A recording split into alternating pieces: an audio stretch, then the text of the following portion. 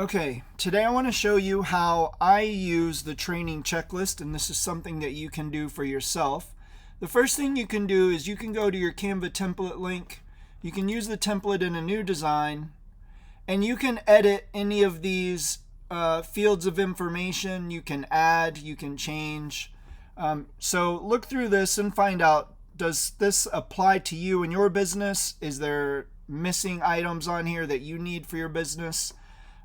You can also just copy an entire page, change the headings and all of that. So you could have miscellaneous if you wanted, and then you can change the words in here for something that you might do that's not listed. So this is an editable checklist, and that's the first thing that you need to know.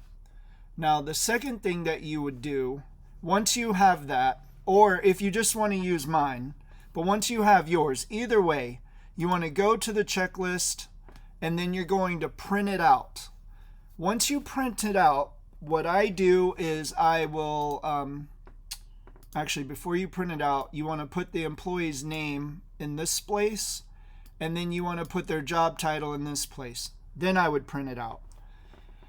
And then what I do is once I get, for onboarding, for example, once I have them review the service manual and I go over that with them, I put a date in here so I know what day it was done. When I have a copy of their driver's license on my computer, I write a date in. Whenever I have had them fill out the W-4, W-9 form, whichever one is applicable, I put a date in here. Once these things are done, then I just put a date. Once I go through these other items, so for example, for our shop systems and processes at Party People events, we use Google Calendar.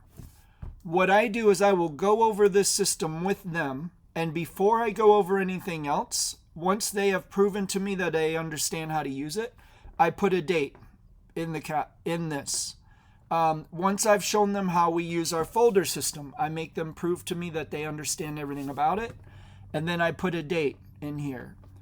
So there's a lot of information in this checklist, and this is something that you guys can utilize with your employees for two things. One, so that you know that you have signed them off on a specific decor item and you know that they can do it effectively and to the standards that you want. And the second thing is you can use this as these are things we still need to learn. There's so much on here that we haven't checked off yet. So the next thing I want to teach you is going to be how to make a ribbon wall or whatever is on here. But if it's not checked off on this list, then they have not proven to you that they know how to do it. So for me, this checklist is great because I can look at it at any time for any employee and find out, is this something that we've gone over? Have you proven that you know how to do this so that I don't have to come and look over your shoulder at everything you're doing? I find this very great and super helpful. Hopefully you do too.